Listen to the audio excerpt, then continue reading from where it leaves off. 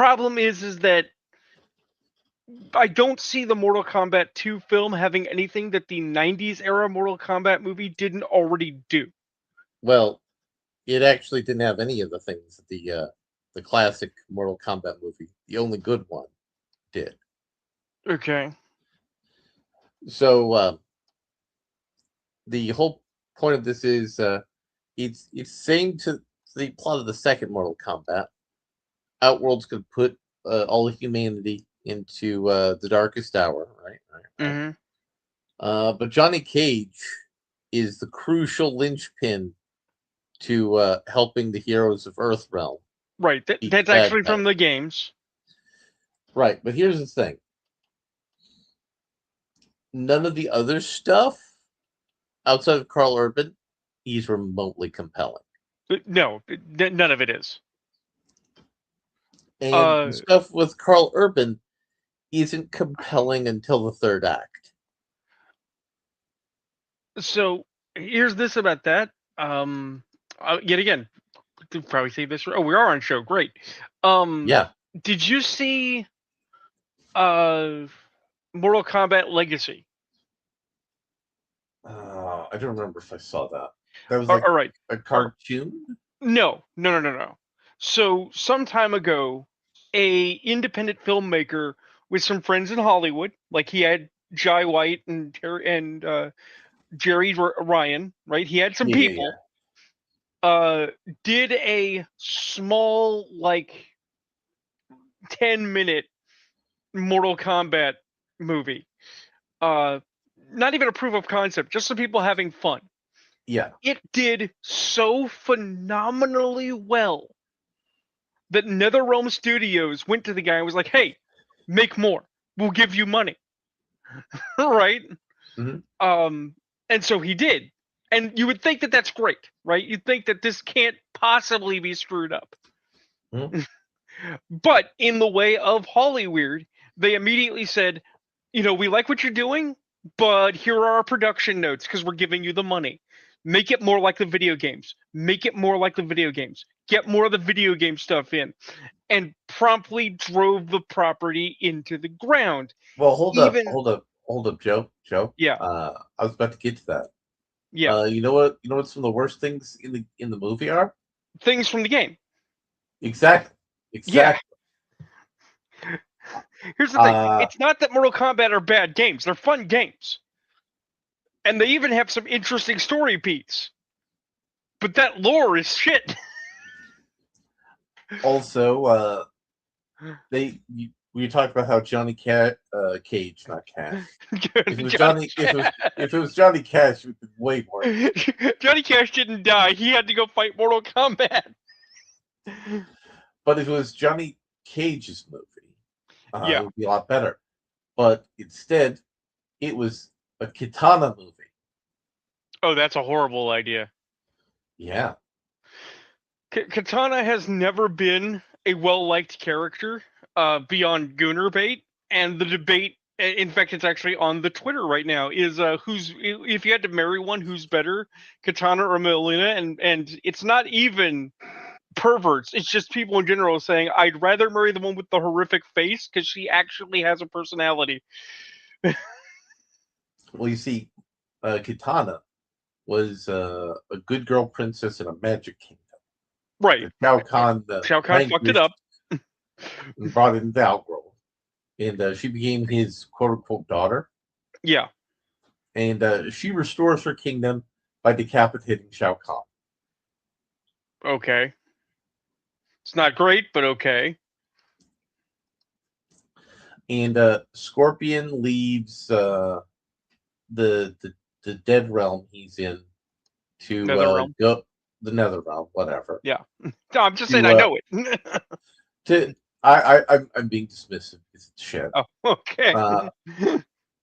And he does this to go save his descendant who has been turned into Scorpion.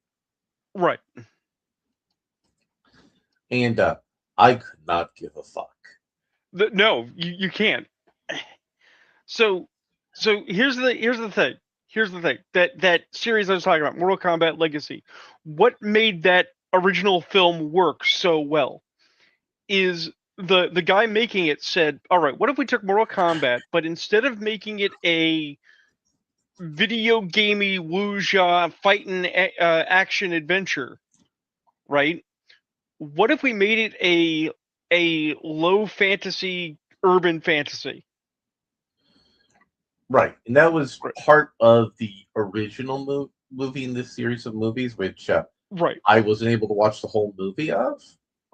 Well, because again, that first film, not the '90s one, the reboot, Mhm. still falls into grievous video gaming. They introduce a new character, they try to play it off like it's normal, but then it's basically Sub-Zero and Scorpion, Sub-Zero and Scorpion. Because if we don't have them on screen doing Sub-Zero and Scorpion, you won't know you're watching a Mortal Kombat movie. Well, hold up, hold up. Liu Kang was in this movie with Kung Lao, Okay, and Kung Lao had been turned evil, again, and I didn't care. yeah, And the only thing that elicited me some emotion, Johnny Cage was fighting those weird monster people who have like the bone right, saw right. things. That's a Cottons because Baraka is Yeah, kind of neat, yeah, and he makes fun of Baraka, as you calls him do. a little bitch. Then they get in a fight, and Johnny gets his ass kicked until he just decides to be Johnny Cage. Right, To stop trying to be Johnny Cage, just be Johnny Cage. right, And Johnny Cage, with the help of Kano, beats the plot to kill Raiden by being more Johnny Cage than he's ever been before. right. And see, this story is lame. Yes. Because, as you say, it hinges on Johnny Cage being more Johnny Cage than Johnny Cage has ever Johnny Caged. It's not. It's not great. In Mortal Kombat Legacy, in the original film, which actually has a different name, but it doesn't matter. The premise is that Jax is a police captain in Shitbag City, right? Mm-hmm. uh, Working with former partner and Fed, paramilitary super Fed, Sonya Blade. They find out the Mortal Kombat tournament exists, and they sent Johnny Cage in as a undercover agent. But Johnny Cage got fucking murked, right? And you don't have to murk him. You could have him just get the shit beat out of him. We don't care. But so they're doing a Hail Mary. They're doing a final pass. They're going to send Scorpion, the world's most murderous assassin with strange powers, to win the tournament and kill Shang Tsung, right? And it is presented like a crime drama with magic undercurrents, right? And it's Mm-hmm. just infinitely more interesting. But NetherRealm Studios can't let Mortal Kombat just be interesting. They've got to monetize that shit. They've got to make it part of the central brand, which we've talked about in other properties that are going wrong. Like, did you know that D&D is going the Magic the Gathering route? Yes, yes, it did. Yeah, they're gonna release more licensed D&Disms, So we get to and play that's that Rick and Morty D&D game again. well, yeah, but they're gonna do all the ones. So there's gonna be like Teenage Mutant Ninja Turtles D&D and Sonic the Hedgehog D&D, and Look, what look, have you. I'm just saying, Steve Jackson should sue them over violating his life rights. That's hilarious in my brain, but how so? Because that was basically GURPS' business model. Oh, how do we make D&D but other? No, how do we make a game book for everything? GURPS. Right. But I don't recommend anybody watch that Mortal Kombat movie because it's a piece of shit. Which is sad because it looks nice. Which is going to be the problem with Street Fighter. The new Street Fighter movie looks nice and is probably going to be a piece of shit. Because here's the problem. There's only one way to do a fighting game as a movie, right? It's what the original Street. It's what the original Mortal Kombat did, Right. where we follow a group of characters in the Mortal Kombat tournament. Then we get to the one who wins, right? Yeah. And here's the thing: the second movie went wrong because it adapted the second video game, and the second video game's not a good story. Right. I don't even know any of the stories of any of the subsidiary Mortal Kombat video games. Man, that is a deep dive of great and epic sorrow. I don't. But I speaking of video games failure, I watched season 2 of Devil May Cry on Netflix. Well, I mean, I didn't watch it on Netflix, but it's on Netflix, and I have a Netflix subscription, and I choose not to watch it there. Did you regret your life decisions? I mean, you know how Adi Shankar allegedly, I don't know this for a fact, allegedly became a prolific movie producer? If there's a specific story, no, I do not. Cocaine. Believable. You see all sorts of people get a job as a producer. He got a job, his entry allegedly, under the rumor, by being the drug hookup. And then he started recommending things to be written, this and that, and the other thing.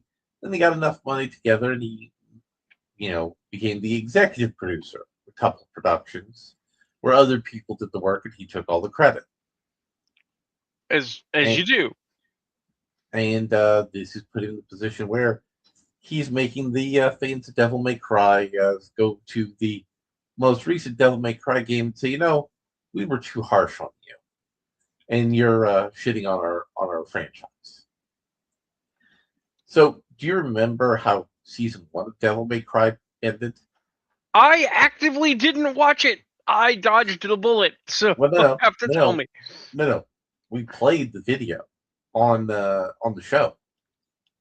Oh God, I The don't remember. Dick Cheney alike launched the Iraq War, but against hell. Yeah. And military contractors started exploiting the natural resources of hell. And Dante is put in suspended animation, and his equipment is put under lockdown, yada, yada, yada. And then Okay. Dante's brother shows up in the teaser after the credits to hint that Virgil's showing the next season. Yep. So, humans go to war with hell from the Iraq War allegory. Worst idea or the worst idea? No. Reasonable idea done No, as badly as possible. no, it's not a No, reasonable no, no, no, no, idea. no, no, no. This is an actual thing. There was a bunch of military guys who got together as on Mhm. a whim and said, "Hey, what if the end of days happened? What does it look like militarily?" Right? Mhm. And what they came up with is actually entertaining. Sounds perfectly cromulent, No, very no, no, interesting, no, stupid. no, no. I'm not. No, I'm not. Devil May Cry could not do this, and they No, didn't. no, They did it no, dumber. no, no, no. I know the guys you're talking about. They Yeah, actually designed here's how we would solve demon problems using military technology. yeah, that's actually interesting. So I'm talking about thematically making the Forever Wars be a war against hell. Yeah. That's a bad idea. That's a stupid idea. It's a trite and predictable idea. And as I was thinking about it, you know what? I came up with a much better idea. Mm. Imagine, if you will, a human war against hell, but it's tonally structured like the old World War II movies that are basically propaganda for the Allies. I'm not saying that Imperial Japan or the Nazis were the good guys, but I am saying we glazed our own donut about I mean, what we did during the war. I mean, you literally just take World War II. You say the Nazis did successfully find some ancient evil that they didn't mean Oh no, to understand, no, and opened a door that they shouldn't have, and now something even worse has come out. You're no, done. no, It's easy. no, no, no, no, Rube. It's my idea is much more elegant. Mm. So it's a film in the tone of like those old World War II films, right? Yeah. And then they capture the King of Hell, but he kills himself. And the Whore of Babylon. They both kill each other in the bunker. And so humanity puts the princes of hell on trial in a crimes against humanity trial in hell. That's broadcast to the world. Could you imagine how awesome that would be in comparison to people are protesting the war against the demons because demons are actually Arabs? See, that's where the fallacy comes in. Okay. I had a reason to comment on this earlier in a different venue and talking of a different subject. There's a subset of people, right, that Mhm. think that you can't do fiction with non-humans because you can't present non-humans as anything other than humans. Well, no. It's not that they're presenting them as anything other No, than no, no, human. no, no, no, no, no, no, no. Don't interrupt. Just say like that is the base assumption, right? But you can. You just have to do extra work, right? Mhm. The problem is that it is even dumber than saying, look, man, everybody is people, so everybody is human. If you jump to not only is everyone human, but these non-humans are a stand-in for preferred subject matter. That is always worse. That is Also, always dumber. Also, the anti-demon military-industrial complex company was also an ICE stand-in, and the demons are coming across the Mexican border Of course, it's as fucking illegal ICE. immigrants. Of course, it's illegal immigrants. It's illegal immigrants and the Iraq War. Well, let's see. 'Cause here's the thing. Here's the thing. Let's take a step back. Let's talk about this like someone who actually knew what the fuck they were doing wrote it. Okay. If you said that the American military is fighting demons that are invading, That okay, sounds awesome.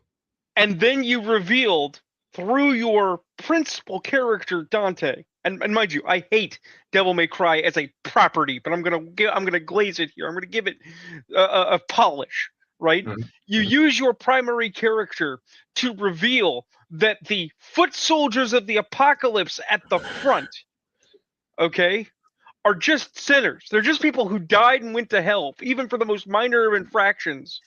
Okay? And they Mhm. don't want to be here and they don't want to do this. But there are way worse guys at the back driving them forward with fucking swords, Mhm. right? And they're being put directly into the meat grinder because hell doesn't care, right? Mhm. That works. You could do that story. That story could create some difficulty because it's like I hate demons, but damn it, some of these guys, they're scumbags, but they're not that much of a scumbag, right? Uh, You could even expand it out a bit and say, well, look, it's not even that they were necessarily super bad when they got there, but thousands of years of being tortured and mutilated and oppressed by greater demons has made them all insane, and they're basically victims just like us. That could work. You could do that story. They don't want to do that story. They want to take that about Donald Trump and the military industrial complex, and it's fucking lazy. Also, the stand-in for George W. Bush, who was a fat gay cowboy, uh, Jesus Christ. ends up getting killed because one of the anti-demon paramilitary guys accidentally has PTSD and shoots him. Right. And thus this allows Dick Cheney to take over the government. See, I'm gonna say something controversial here. Guys, Dick Cheney did take over the government and didn't have to assassinate anyone at all. Well, that's part of the stupid thing. And do you know who's running the military industrial complex? Do anything in the tell. story. Arius, who is a servant of the demon god of chaos. Sure. And it's all about, actually, guys, chaos is the real evil. Yeah, no, see, that's back assward. I'm That's not how just that saying, works. if you're going to make a Gnostic theme, maybe you should put the work and do some Gnosticism, right? The the thing is that because oddly enough, Star Wars gets this wrong too. So thank you, Force Awakens, you piece of shit. Light is not good and dark is not evil, right? But evil is evil and good is good. Mhm. Chaos conceptually is maybe not good, but it is not intrinsically evil. Chaos is a neutral force. Chaos simply fucking exists. Evil is fucking evil and has Yeah, and is malicious. yeah. And it turns out that the evil military-industrial complex that works for Chaos has been responsible for all the plots of the first Devil May Cry season and the plots of the second. I mean, we're back to one of our old standbys, Larry. Mhm. But why? Well, because otherwise they wouldn't understand how to execute their plot.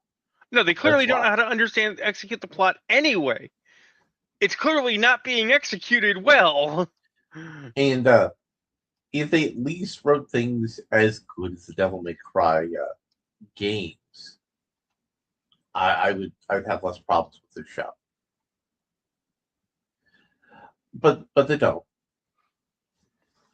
They're just bad at it all around, and it's not good.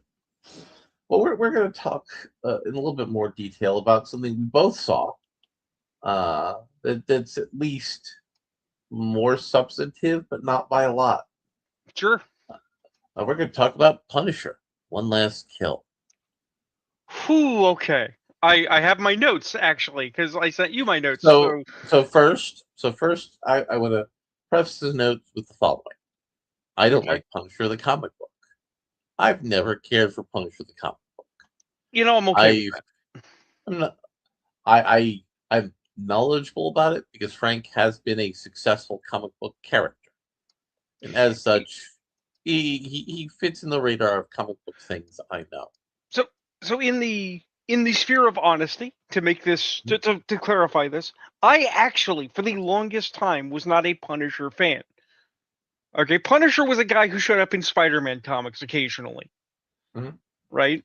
Or Uh, Daredevil. I remember getting the Punisher comic book when I went to see the Tom Jane Punisher film, and that was and because they gave it away for as a free promotion, and I read it and was like, you know what, the Punisher's first entry kind of shit, right? I learned to appreciate Punisher for two reasons. One, I loved Punisher Max not because of the Punisher, but because it's a it's a crime comic. Like Mhm. crime comics are a lost art nowadays. You used to be able to Yeah, just do like a detective mag and people would buy it, but now you don't do those, right. right? The other thing was a friend of mine bought me a collected Punisher, big stack of black and white original print. So of course I read it and I was like, you know what? Over time, this gets quite good. The Miller era Punisher and the Dixon era Punisher are quite good, right? Now, Even if you don't like Punisher individually, specific runs can be qualitative. now I'm going to do the next layer.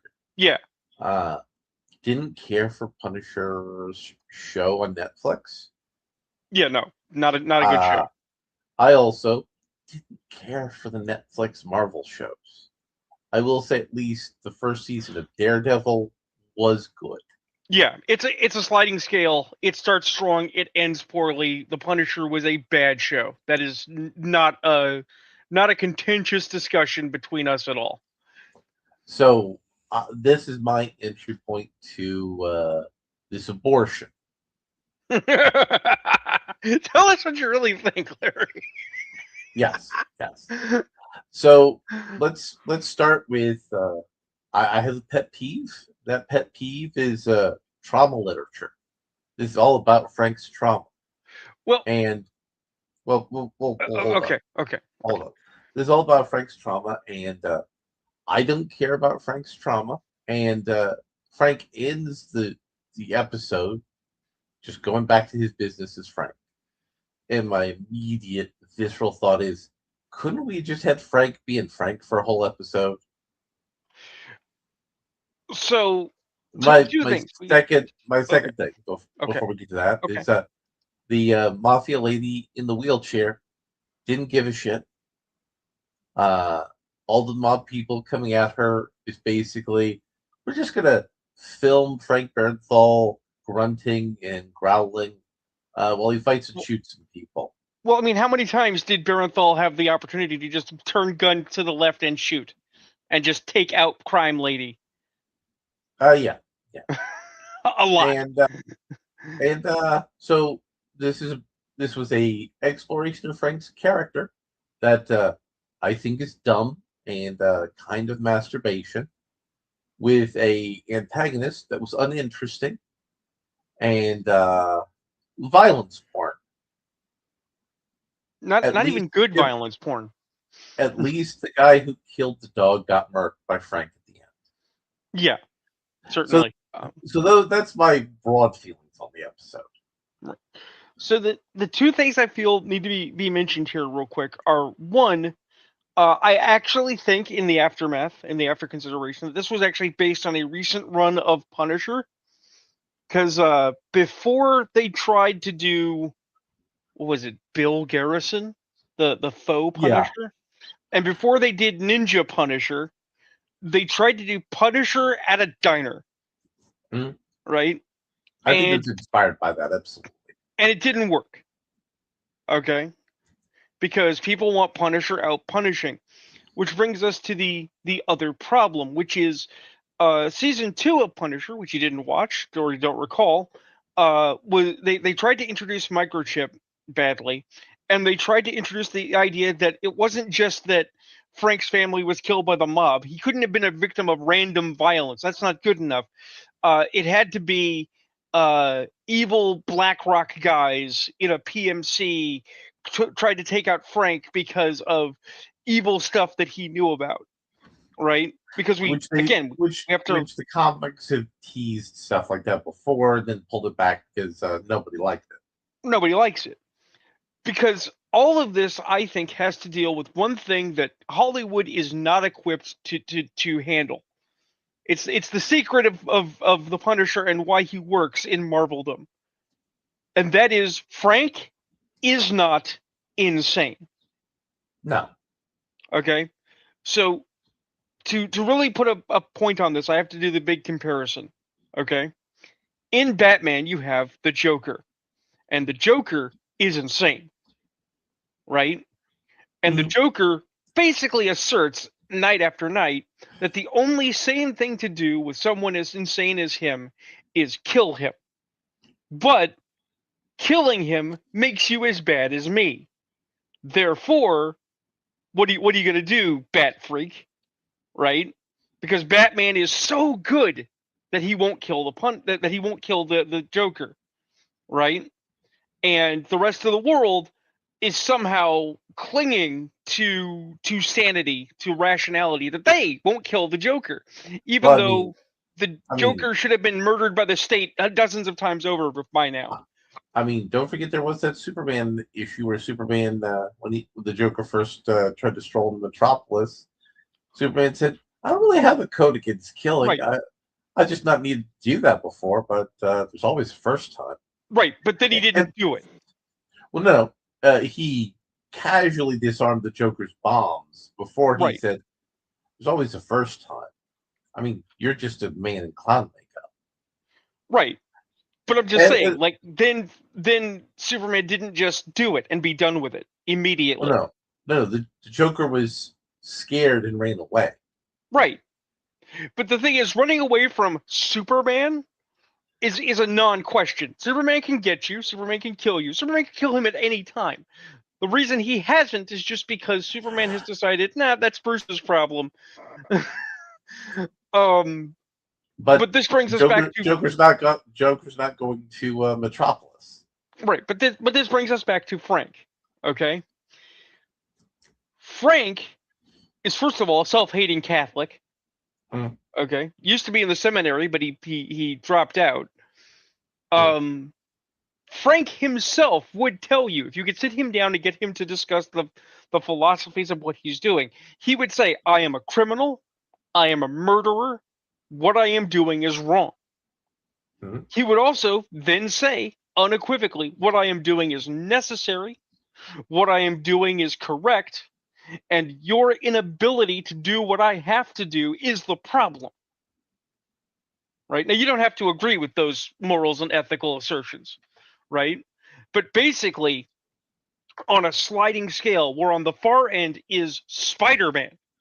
I have to save everyone, no matter who they are, because it's the right thing to do, right?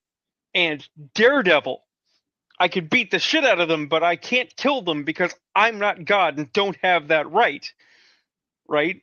At the farthest end is the Punisher, who says, "Look, there are some motherfuckers that need killing, and if you're Mm. not going to do it, someone's got to do it. That someone it should at least be as well trained as I am." Right? Because the Daredevil specifically, being the big contrast, believes in the system as a lawyer, right?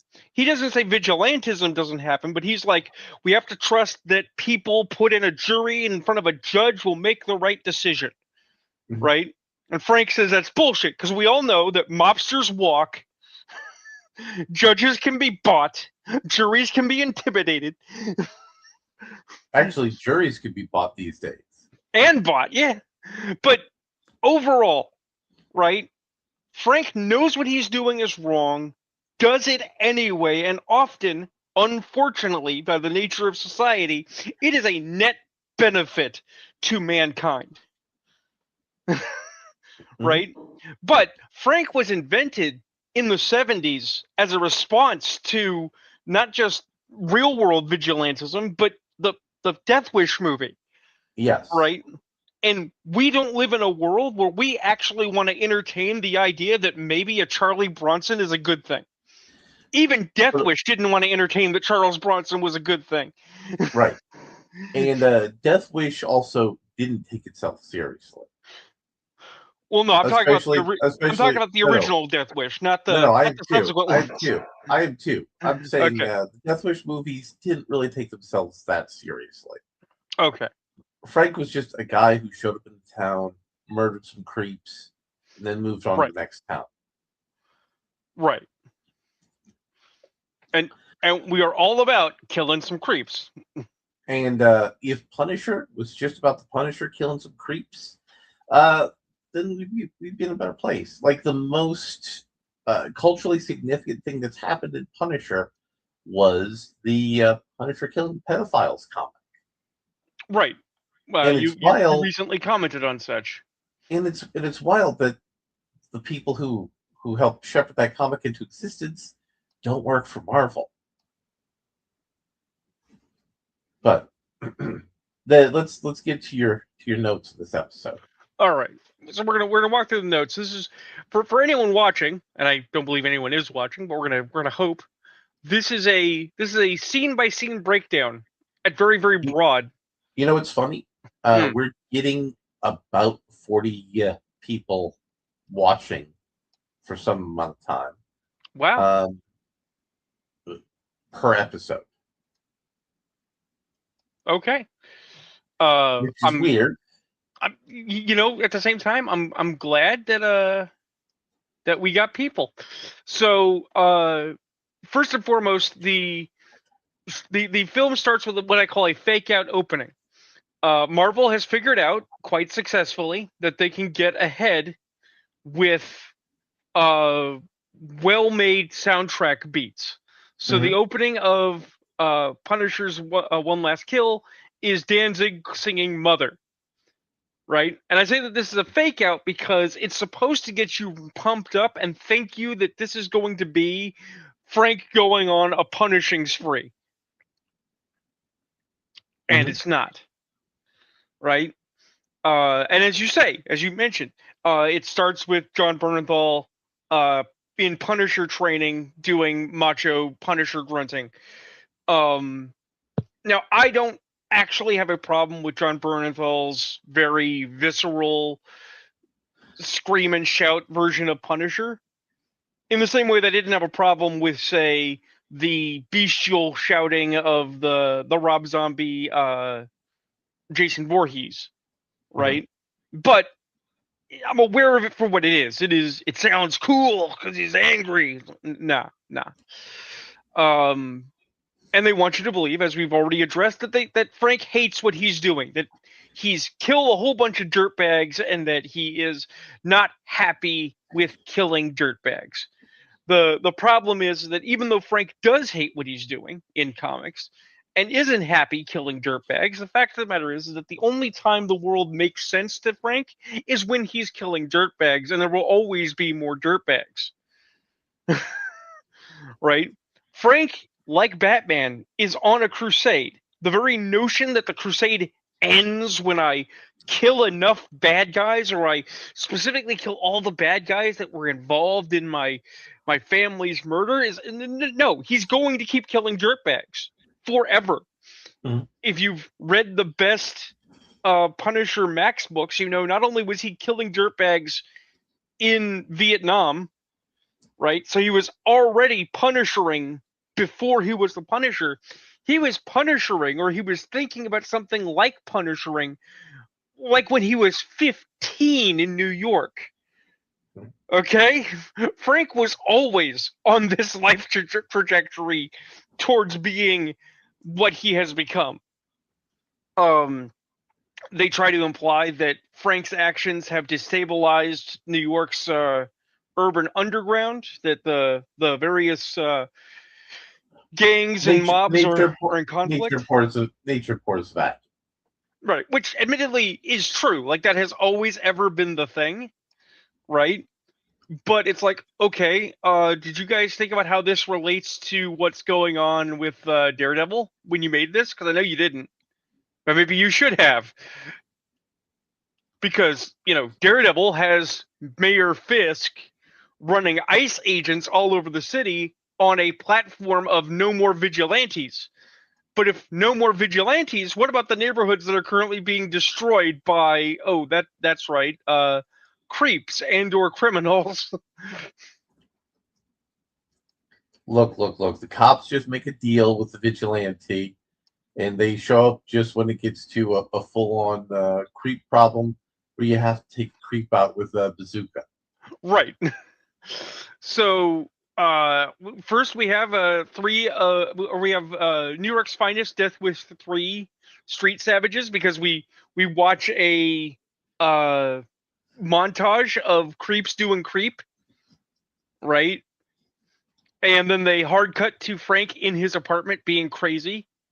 Because they what they're trying to show us is that while Frank is wrestling with his own inner demons, the city is self-destructing. Right? And to be fair, at least 3 of these creeps are going to get ganked, because one of them kills a dog and steals an old man's hat. The guy is a piece of shit from Shit Town, and we're going to be a little warm watching a guy get Punisherized for that. That is the only redeeming thing for me in this whole episode. But Frank is being presented that he has to accept he has a problem, and his method of accepting that he has this problem is he goes to the cemetery and he has an Oscar bait raging bull scene where he talks to a gravestone. Okay, and it's actually extra funny because they do this a couple of times in the film, and I am 100% certain that they were all filmed at once, and so the scrapbooking is obvious. They basically had John Bernthal say random lines at this cemetery scene, and then they cut and paste it together to create what they felt were really important moments without considering the structure of the film. And by the way, by the time he started crying at the cemetery, that was when I mentally checked out. Right. Even I'm even like, though, I'm to be like, fair, that is the appropriate time for Frank to be emotional. sure. No, I'm not saying it was inappropriate. I'm saying at that point, I'm saying this is just going to be a real chore to get through. Oh Like, yeah. I would watch Starfleet Academy over this. I didn't think it was In that this, well, no. bad. You see, Starfleet Academy is worse, but it's at least less painful to watch. And not less painful because I was having emotions for Frank. I'm just saying it's just visceral and tiresome. But basically, to bring viewers into this, what's going on is Frank is having hallucinations, manifestations of his mental illness, uh, in the form of remembering people that he knows who are either encouraging him down the path that he is going or are criticizing him for his choices, right?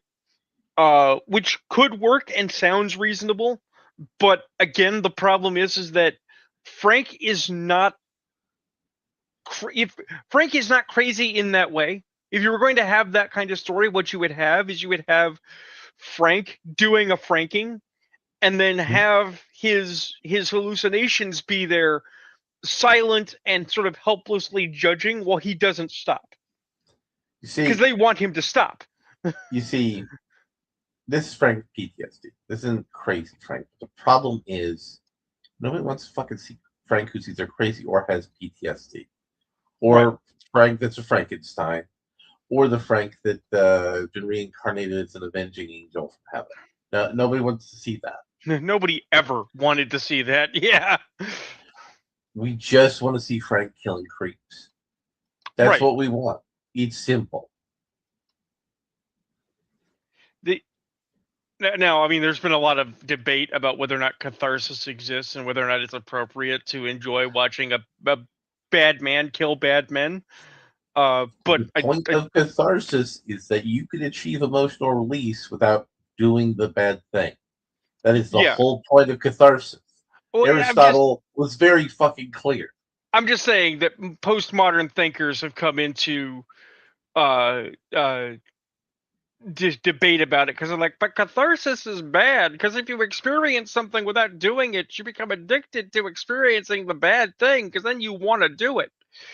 No, It, that's it not catharsis. You ignorant twat waddle. Right. No, it's absolutely the recurrent thread of you are what you eat. Therefore, if you're consuming anything that we think is negative, that must mean you're negative, which I is not mean, how anything works. but I mean, these are the people who say that demons are Mexicans and Arabs, and orcs are black people, occasionally Mexicans. Right. Their opinion is to be thrown in the trash where it belongs. So, um, as Frank is stumbling back to his apartment to have more hallucinations, he encounters Miss Plotshook, who is a mobster lady in a wheelchair that Frank apparently did not kill because he thought that the Grandma Mall was not a threat when he was murdering fuckheads. Um, and she has become the Queen Fuckhead. And Frank doesn't just kill her and her bodyguard right there, Mm. which Frank would. Nor does he kill Miss Plothook as she's sitting there with her bodyguard when the bad guys come in the worst Also, imitation of the raid. also, at no point does Frank with his hallucinations say, "I'm going to stop killing people. I'm Right, gonna put down my angry sword." right, Because at least if he had done that, his not killing her would fit his characterization. And right, then as Frank gets, violently attacked, and he defends himself, and then he saves the family, and he realizes his purpose again, then that would be what they call a character arc, right. where a character But goes through a trajectory and changes. But all of this is to set up Frank as the actual villain, even though Miss Plothook is the villain. Miss Plothook is the villain that Frank created by being the villain by murdering shitheads. That is And the thesis also, of the film. her sons are all awful, including one that's a Right, fucking pedophile. right. They're all scumbags, and Frank murdered all of them, but they were her boys, and blood demands blood. Vengeance is bad, kids. Okay, but here's the thing, ladies and germs. All of this, everything that Larry and I have just outlined, first 20 minutes of a 40-minute show.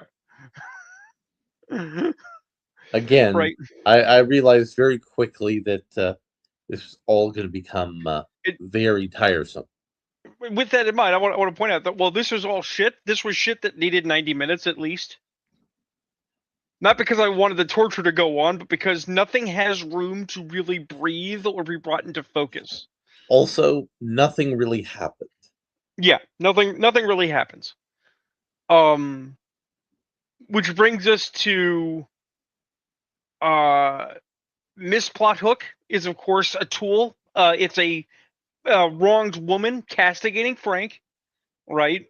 We're supposed to empathize with her and her loss, even though her losses were scumbags. And again, this is lifting from Punisher Max badly. I know lots of people might be fans of Punisher Warzone, but that was 3 Punisher Max runs in a skin suit and was kind of shit. But then Frank has a hallucination that helps him come to terms with his interests. And the problem is that this is the worst part of the movie. This is the actual part of the movie that made me curse out loud, because the one that convinces Frank not to be a piece of shit pussy is not his wife, it's not his children, it's not his training, it is Karen fucking Page. Mm-hmm.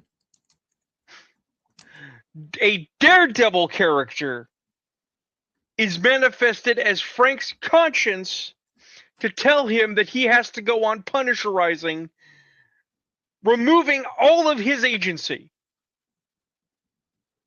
Right? Then they basically do the movie Dread or 2011's The Raid, although I would suggest seeing either of those instead. Right? Because Frank doesn't live in a regular apartment in a building. He lives in some kind of shooting gallery house where it's all hallways and crossfires. Right? This is played with old jazz music at the very start over a bad action scene. So again, we're back to Danzig and fake out art over substance. And it is all very, very obviously inspired by John Wick style action. Now, I like John Wick. There's nothing wrong with liking John Wick. I'm down with some paramilitary action, but it doesn't feel like a Punisher bit. It feels like, okay, we need to get a John Wick scene in here. Right? Then we swap to bad Screamo metal. And as a metalhead, I hate Screamo. Right? Screamo is a crime. It is. And the villainess escapes. She's loaded into her limo and driven away while Frank watches, because Frank has to decide between saving local homeowner or stopping bad guy. And this is again after multiple occasions where he has a handgun which can hit people from any distance and just doesn't blow a hole in her fucking head. Yeah. He goes to rescue the local restaurateur who was nice to him. There's a extremely gory fight scene, which, as a person who likes horror and is kind of a gore hound, I will say is way too fucking gross. Right? Mm-hmm. It is designed to pander to Punisher fans, which, as a Punisher fan, I'm like, how dare you? Then they have a scene with a kid. There's about 10 minutes left of the movie, but basically a kid's like, thank you, Mr. Punisher, for saving my dad. Right? Please murder more people, Mr. Please Punisher. murder more people. Yeah. And again, the lack of characterization removes any impact from this. It's so perfunctory that it's like, yeah, sure, kid. Mr. Punisher's gonna go Mr. Punisherize. Not like he's covered in blood. Not like you didn't just watch him straight up murder a guy with a pen who died gurgling in his own fucking viscera. This is not a kid that goes, "Thank you, Mr. Punisher." This is a kid that curls up in a fetal ball, closes their eyes, and prays that this goes away. Right? Yeah. Yeah. And so Frank goes back to the cemetery. For no discernible reason, when there are lots of fuck faces to kill, says, "Sorry, kids, I've got to go kill more people. I can't commit suicide today." Reaffirms that he is going to kill shitbags, right? Mhm. And then at 44 minutes, he finally kills the shitbag who killed the dog, right? Gets the old man's hat back, saves the day. But he's doing it wearing the Punisher suit, just walking down the street, which is not exactly how Frank does it. Frank still kind of operates like an infiltrator. He doesn't exactly just advertise that he's the Punisher. But an interesting note that I made here is that apparently the white savior's okay when you do it for racial vengeance in the Yes. right context. Yes. Because all I ever hear is how white savior bad, but here's Frank saving old black man who had his dog killed by murdering a shitbag. And Frank also murdered a bunch of shitbags and saved a brown family of restaurateurs. And he's clearly living in some ethnic neighborhood where all this goes down. Mhm. But I thought white savior was bad. And the obvious implication is that white savior is okay, but only once you've been through the humiliation ritual of realizing that you're a bad person. Again, all of this just tells me that Marvel should just retire Frank. No, they shouldn't retire Frank. The people making Frank should not be making Frank. That's the thing.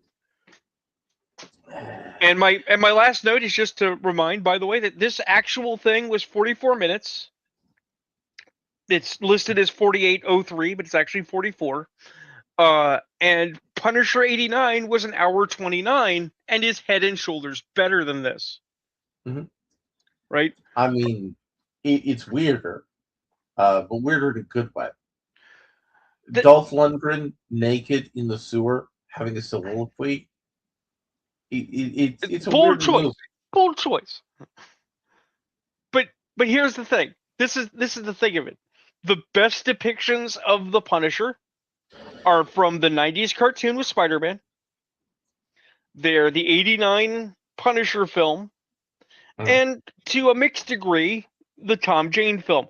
I like Ray Stevenson. I think Ray Stevenson had the look and the physicality. The movie's overall bad. Sorry, Punisher Warzone. I really wanted you to be good. Right? Mhm.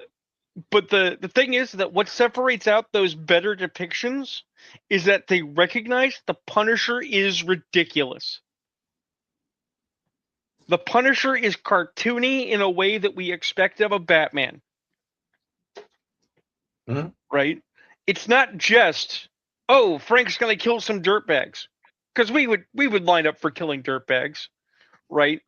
Mhm. It's Frank shows up to kill some dirtbags with a World War II era assault weapon, a heavy weapon, gun emplacement, right? And as he is shooting shitbags, oh god, it's Triple H. That's a Punisher Mhm. move, right? But they don't want to make a fun Punisher. They don't want you to simply turn off your brain and enjoy the ride of 40 minutes, 90 minutes of action and violence. They want to make it social commentary and deep. The Punisher is not deep. The Punisher has never been deep. What the Punisher does is he just kills creeps. Here's the thing. Here's the thing. An excellent Punisher story is I read a comic once. This dude was getting out of the city, right? He was a shitbag. He knew that other shitbags were after him, and he was getting out of the city.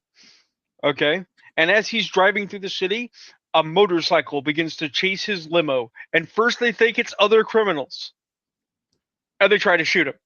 And Mhm. then they think that it's, maybe it's the cops, right? And they try to Mhm. shoot him. And then they realize, no, it's neither of those things. It's the Punisher, right? Mhm. And the Punisher, of course, smashes the dude's limo by driving his motorcycle up onto the elevated train line and then driving off the rail and landing front wheel first on the windshield of the car. Because fuck yes, I right? mean, you have my attention, sir. Right. And so the bad guy tries to get away, and Frank follows him into the cemetery, right? And he's like, "Look, man, I didn't have anything to do with your family. It wasn't me." Right? And Frank says nothing and keeps walking, right? And the guy is begging and pleading, and it's only at the last minute that he realizes, "Oh shit, it was me. I was involved with your family." Right? He realizes that the Punisher is Frank Castle because apparently he wasn't in the know Mhm. that Frank was still alive, right? And Frank puts a bullet in his head and gets on with his life. The world's not made a better place. Frank does not find any kind of personal resolution. There's no closure. There's just Frank as essentially the headless horseman of the criminal underworld tracks down and murders a bad man for a bad man's sins and then continues to ride on into the darkness. Done, legit, solid, $1 million. Again, we're here to see Frank kill creeps. I see Frank kill creeps. But you know That what no that. one was here for? Hmm. Mixtape. Well, hold up. Before we get to Okay, mixtape, okay. uh, the the Conan comic was bestowed upon me by my local comic shop, Oh, nice. Also, and something people are here for. the Conan comic series has been doing various crossovers, and we have a crossover with an Italian comic book. Not a lot happens in this comic book, but it's an interesting little moment. So we have Conan uh, in the middle of his period of trying to overthrow the crooked emperor of Aquilonia. He's got an army. He's fighting some people, and then a dragon shows up, and Conan's people get murked by a dragon, and Conan's about to fucking murder the dragon, and then he gets transported to another world where there's this dragon, there's evil armies, and there's a whole other rival fantasy faction that's more medieval European in scope. Oh boy. So we have a little short run of Conan doing an isekai into another fantasy setting and doing what Conan do, which is murdering people with his violence. Here's the thing, as you bring it up, because it's actually kind of oddly connected. Conan is similar to the Punisher in that regard. It doesn't matter where you put Conan. The Mm-hmm. answer is what do we want to see Conan do? A Conaning? But the Conaning isn't always violence. Like It isn't. the time, It, it isn't always violence, but it's not whinging about the rightness or wrongness of his actions. it's like the time that Conan convinced Doctor Doom to take off his mask. He shuddered for a moment and then returned to eating his food. Right. Well, do you recall how he convinced Doctor Doom to take off his mask? By accusing him of being vain. Yeah. It's like, oh, so you're a Nancy, got it. But you see, Conan understood how to deal with Doom. He was a wizard and he was a nobleman. Right. Conan had the skills to deal with that problem. And Right. Conan was trying to sell him wizard bullshit, which led to Conan, Doom, and Doctor Strange having an adventure together. It was a grand time. Right. But but but conversely, because we actually have classroom example of this, you know what no one said I want Conan to do? Mm. Nobody said I want to watch an animated series about Conan mentoring 3 youths. Yeah, I keep forgetting that's a thing that happened. They tried. I mean, I tried to sit down with a friend of mine to watch the better first animated Conan film, or series rather, and we couldn't make it. And we couldn't make it because I had forgotten that they also took the symbolism of the phoenix on the sword, put it on the shield, and then gave Conan a animal companion. I had forgotten that he had a baby phoenix running around after him. Look. Conan took a couple levels in Ranger. What are we gonna do? Well, no, taking a couple levels in Ranger is not the problem. It's just clearly, somebody at the studio in production, snorted a little more cocaine and said, "You know what we need? We need an animal companion." Somebody else said, "Isn't that kind of like what they did in D&D?" He said, "Shut up, kids will love it." Also, doesn't Conan's other friend have an animal companion? Yes, his other friend, the very very flavorsome, not quite African racist stereotype of I want to say a Zingaran, has a panther ally, Mm-hmm. and that's where Conan levels up and gains some levels in Ranger because Conan learns how to talk to the animals, walk with the animals. But again, Conan book understands what it's here to do. Doesn't fuck around. Yeah, You know what the DMC cartoon doesn't understand? It's here so we can see him kill some demons. Frank, we're here to see Frank kill some creeps. yeah. The Johnny Cage led fronted Mortal Kombat. We want to That's see a little Johnny bit more. Cage beat up some guys. Yeah, that's a little bit more complicated. But yes, we don't want to hear all the other characters' tragic backstories and how it leads into their fight. We don't care. We don't. Well, you mentioned it. I was gonna say this earlier. You mentioned how the previous film was katana led, and I said that's a horrible idea. No. And This film was stealth katana led. right, but here's the thing: is like that's a terrible idea. And the visceral, immediate, knee jerk response to me, oh, is that because it's a woman, Joe? It's like no, it's because there was another movie recently called The Legend of Chun Li. Right? They tried to do a Street Fighter that was led by Chun Li, only to discover that no one gives a shit about Chun Li's drama. If I'm gonna watch a Street Fighter movie, I want to watch people street fight. Look. What I've been trying to get my local DM to do is to run a campaign of the Street Fighter game, but Oh yeah, to be full gonzo about it. It's a world where right, if you have a dispute with a traffic cop, you solve it by fighting. right. The cop shows up, try to serve you with papers, and you whip out a Hadouken and you set him on fire. It's just what you do. And that's the game I want. I want to just lean all the way into that, all the way, 100%. So here's the thing. Normally, in these kinds of conversations, I'm the one that's like, no, we gotta pull back. We gotta be a little restrained. We can't be full bore stupid, No. right? But for the old school Street Fighter World of Darkness game, be Right. stupid. That's the thing, is that there are occasions where you do have to lean into the ridiculous. You have to lean into the fun, right? I mean, What I would if we want to go fully hardcore, we want to bring the lore from Tekken and dump it into the Street oh Fighter yeah, game. A game where a man learns to communicate with a bear through the power of Shotokan karate. right.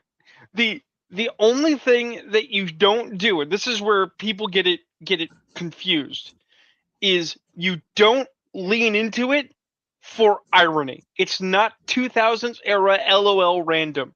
That shit's not fun. When you say, "Oh man, look at this Street Fighter. It's so ironic cuz it's dumb." It's like, "No, that's not funny. That's you being an asshole." Right? Raul Julia died for this franchise. Right. So, here's the thing. Earlier today, I was hanging out with Ty, and Ty was trying to show me an anime, and she bowed out. She couldn't do it. Okay, Which anime?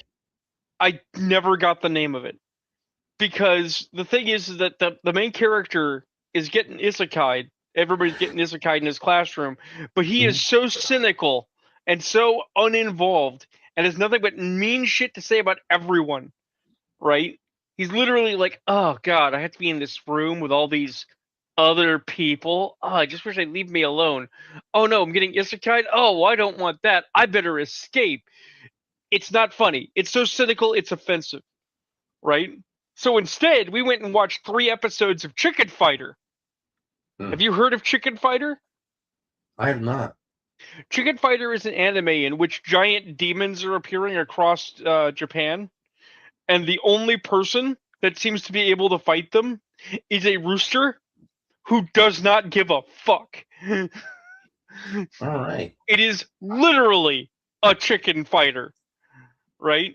Now that sounds Um, stupid, right? And indeed, it is stupid. There is a lot of stupid here. mhm, But it is done with such gravitas, such sincerity, that it is mhm. the funnest thing to go along with. I'll, I'll add that to my list. I'll add that to my list. But you were going to talk about mixtape and how it makes baby Jesus cry. Yes. I was sorely tempted to buy it and try it for the show. Like we try it on show, but I could not quite work up to waste that much money.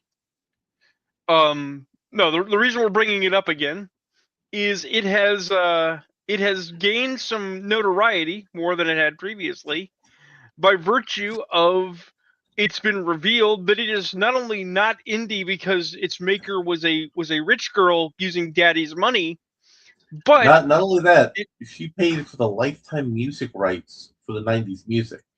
right, but it also used Australian uh, uh, public money, tax money went into making this piece of shit, Mhm. Because and it's we there all to promote de-radicalizing young people. right. And that's the thing. We all know how exactly extremist lefty uh, Australia is. No blood, no violence, no sex. So, Joe, Uh, mm. did you have you kept up with what's been going on my Twitter? Talk about the Odyssey.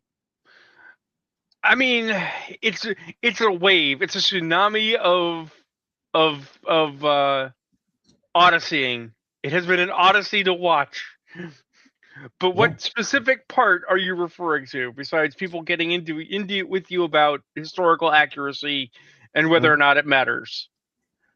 I mean, we were also talking about how the stills have been coming out look desaturated as fuck for Oh the yeah. most part, and Nolan as a director is supposedly naturalistic and against that sort of bullshit.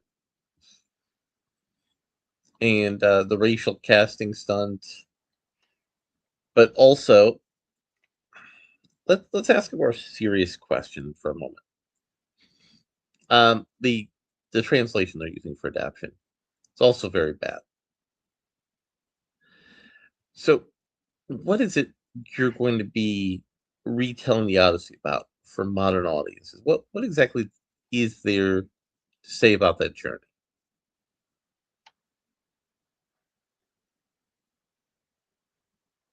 I mean, if you're asking me, I would have gone entirely different, so I can't answer that for you. Well, no, I'm not saying answer that for me. It's like you just off the top of your head. What is there to tell a story of the Odyssey that is a reflection on our modern times?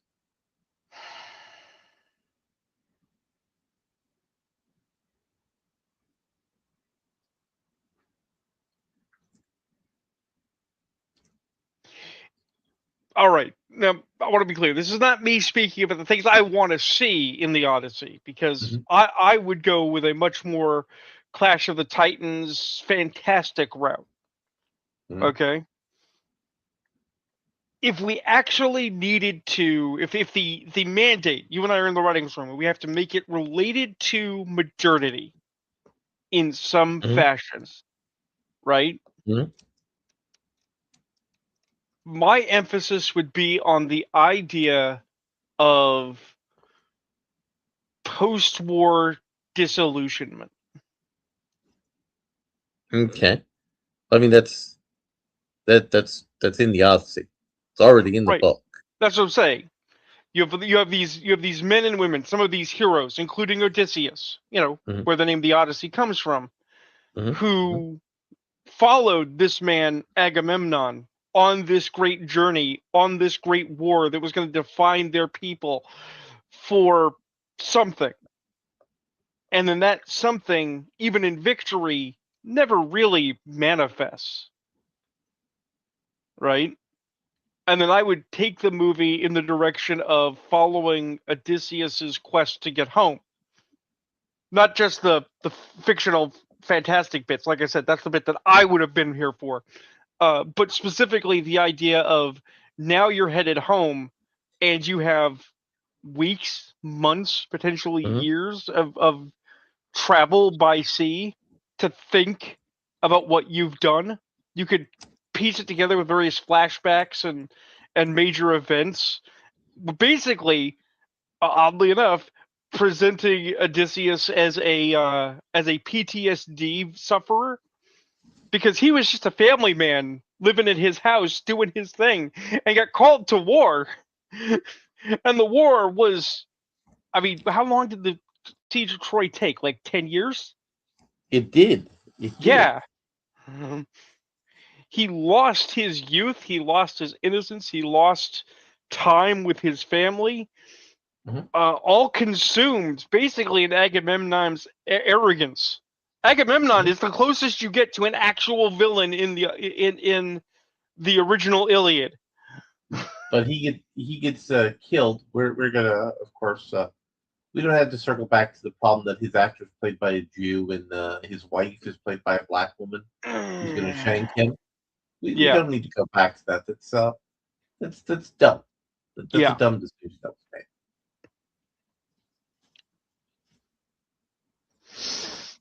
So again, all these things you're talking about are in the original text. Right. So Nolan's not even doing this. He's using a modern conceit about how the ancients saw the gods.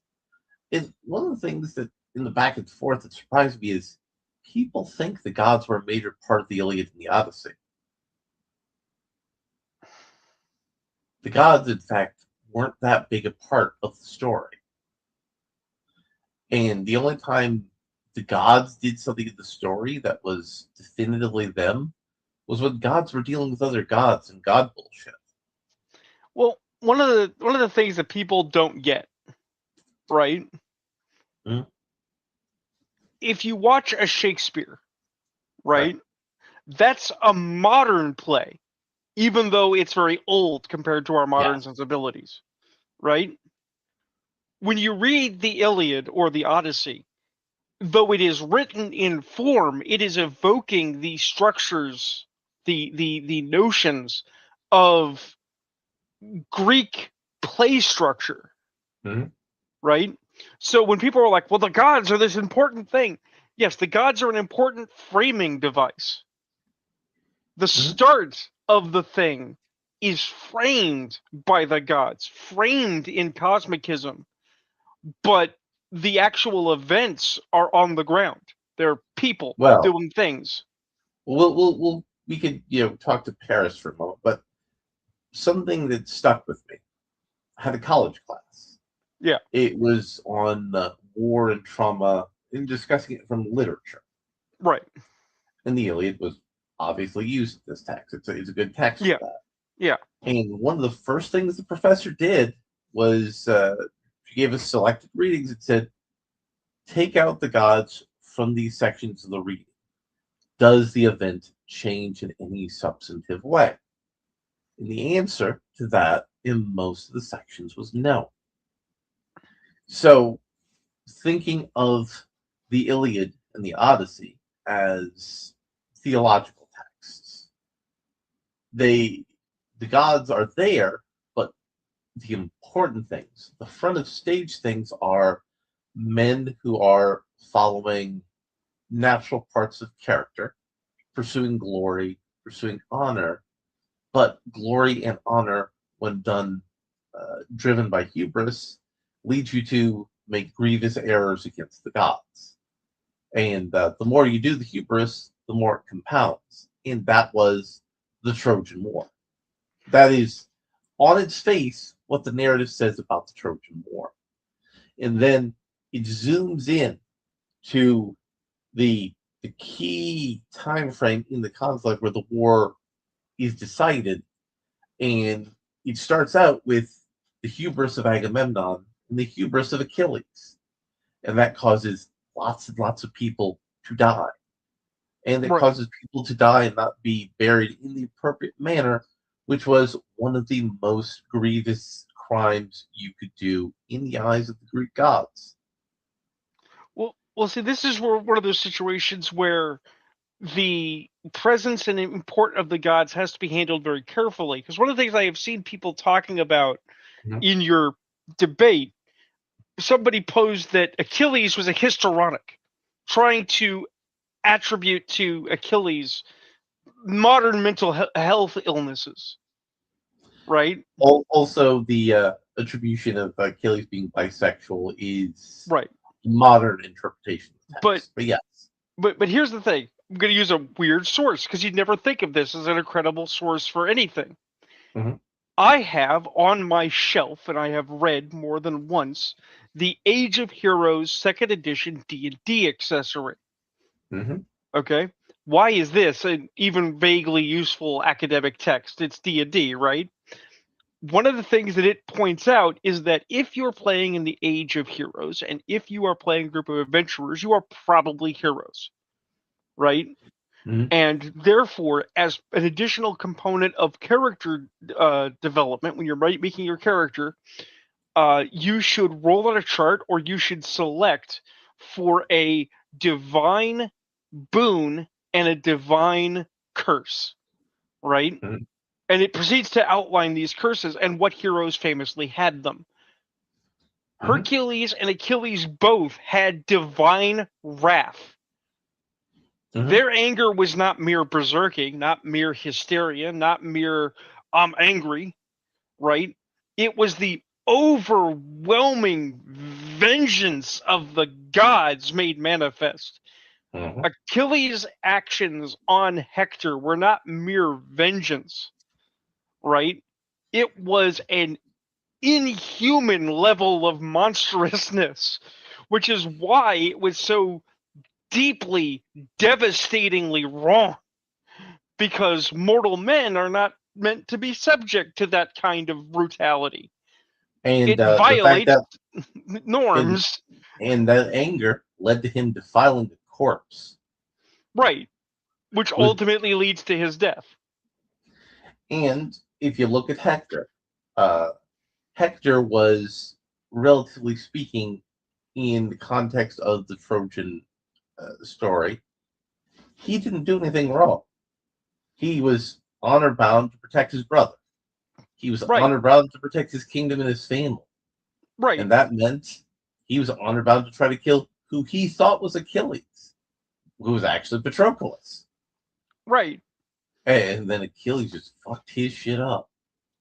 Now, you could say that we absolutely have to have the divine presence there, and I think it does add a textual layer to the Mhm. event. But if you said to me, Joe, we're gonna leave out the divine fury part. We're just gonna say that Achilles was overcome with grief because his best friend died, and that he took it out on Paris. It's like, you know what? Yeah, On the Hector, story yeah, yeah, largely remains the same. yeah. So the conceit that Nolan is using is he's saying, the people at the time saw the gods around every corner. No, they didn't. They didn't at all. That was not how they related to their gods. And that tells me, combined with the bad film shots we're seeing, and combined with the bad casting choices that are being made, um,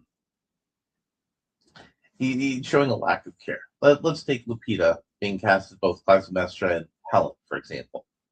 Helen was barely in the Odyssey. Her sister was in it a little bit more because she killed a whole bunch of people because she went crazy. Um, it's like what? Probably gonna be 2 days worth of shooting, maybe 20 minutes of film time max. Why get an actress with that high a profile for that? Well, why pay that much money for that? How does that benefit the film and make a stronger film? because then they get to put her name on the credits so that people will be pulled in. I don't believe she pulls anybody in. I But they believe they're think very. but they think that she does, because if you say that you don't want to see that film with that woman, you must therefore be a racist. But I also looked over her IMDb, and she, unlike Zendaya, who I think you can make an argument is not a particularly good actress, I'd say Zendaya is limited.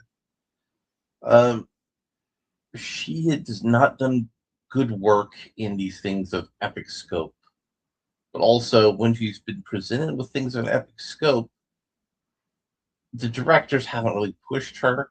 They haven't really given her an opportunity to do strong, good work. So I think it's misguided. It's a misguided choice. And when we looked at when I looked at the Troy movie had a lot of good actors in it who did good work for a kind of meh movie. Well, And a lot of there's not a lot of good actors in this Odyssey movie. well, a lot of conversation has hinged on the idea that either A, this is Snyder trying to not Snyder, Nolan. Nolan trying to seize another Oscar nod, right? Well, I mean, yes, and he if he gets this Oscar, he Yeah. can make it a strong argument that he's at least in the caliber of Steven Spielberg. The thing is that it also is a film where if he doesn't get the Oscar nod, if it is just trash, he can Mhm. say, "Well, look, I didn't have much say. They made me make a bunch of changes for politics. You're not really getting the Nolan Odyssey. You're just getting the Odyssey they made Nolan make."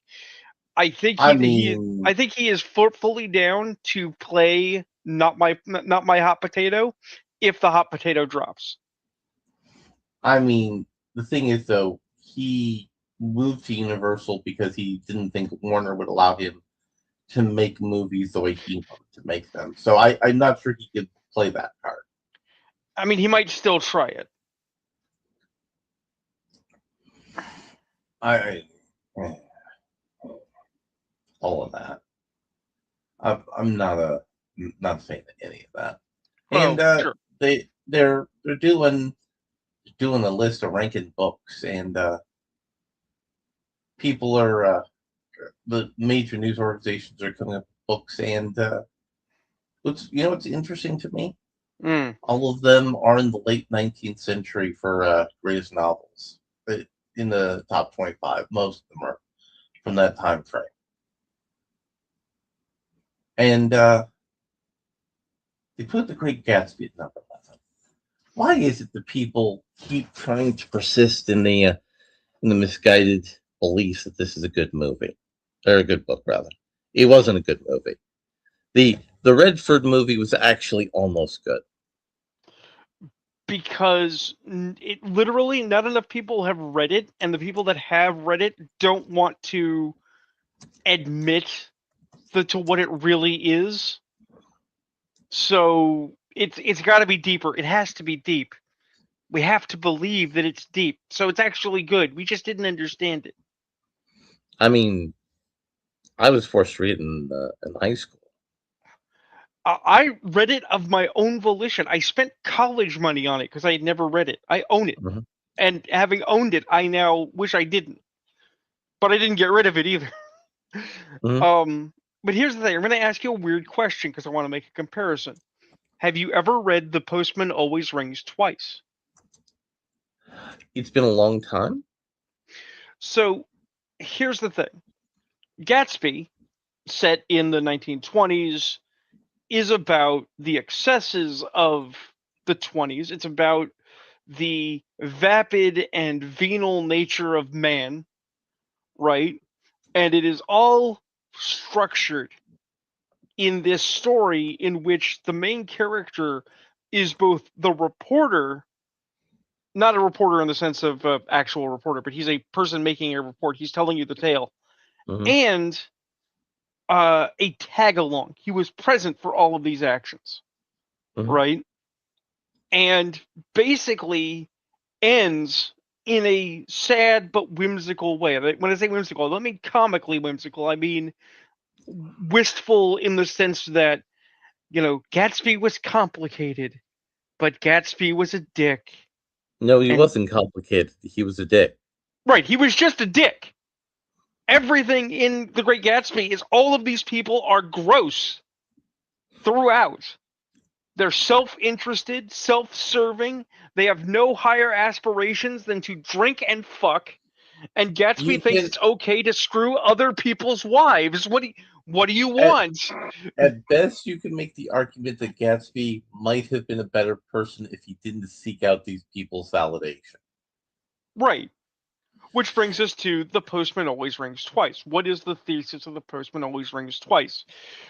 This guy meets this woman who is alone basically in a remote house with a husband she doesn't love, and they fall into passion, and a ploy is hatched to see to his murder, and they get away with it. And then it goes Mhm, into the actual criminal litigation, and they get away with it, right? mhm, And they are advised, you got away with it, get the fuck out of here. And they take their time, and they waste their energy, right? And there's a car accident, and she dies, and he's up on charges, and he goes to fucking jail. He pays for the wages of sin, mhm. right? And as he is going to away, he is, going over how he got here, right? And the thesis of The Postman Always Rings Twice is basically never stray from the path of angels, even if it's hard, even if you're doing the right thing and it sucks, Mhm. because it is way too easy to destroy your life, right? So, It is so a let me better moral with a better intention describing the same thing. so let me go over this list from the Guardian, and we'll stop when you've read a book. Okay. Middlemarch was number one. Nope. Beloved by Toni Morrison was number two. Nope. I've read it. It's a good book. I wouldn't put it in the top 10. Ulysses by James Joyce. I Ne- want to, but I have not read it. I have never finished it because it, it's it really oh, it's pretentious. it's a work, yeah. To the Lighthouse, Nope. In Search of Lost Time, Nope. Anna Karenina, which is a very good book. Shouldn't Uh, be number 6. It should be higher. Again, I'd like to read it, never have. War and Peace, number 7. No, I have not read the Napoleonic Wars. Holy shit. Then we have Jane Eyre, Pride and Prejudice, which I think again Oh, they're good. They're fuck good no. works. They're good I mean, works. They're good craftsmanship, but not top 10. let me clarify. Yes, I've read Pride and Prejudice. No, I would not read Jane Eyre on a bet. Madame Bovary's number 10. I've heard Bovary is good. I've never had the opportunity. Same. Great Gatsby, which we both think 11 is way too high for Great Gatsby. Yeah. Bleak House at 12. Emma I at have not, 13. but I own it. I want to say I own it. Yeah, Emma at 13. Never read Emma. Miss Dalloway by Virginia Woolf at 14. No, not read that. Here is one that I know you have read. Moby Dick clocked in at number 15. I Moby Dick actually have should. not read Moby Dick. I am shocked you have not read Moby Dick. I want Well, to. I That's the honestly think thing. Moby Dick should be higher than 15. It absolutely should. Uh, Clocking at number 16, it's 1984. I think I I own it somewhere, but I have not read it. really, I think that's shockingly low for It 1984. it really is. 100 Years of Solitude at number 17. Never read. Really, Yeah. I'm not a fan of it, but I mean it is technically good. It just Mm. drones on and on. Then we have Persuasion by Jane Austen, number 18. The Life and Opinions of Tristan Shandy, Gentleman. Wuthering Heights at number 20. Oh. Oh. Did God, you read that? Have you read that one? no, but I've heard of it. Oh, Things Fall Apart by Chinua Achebe.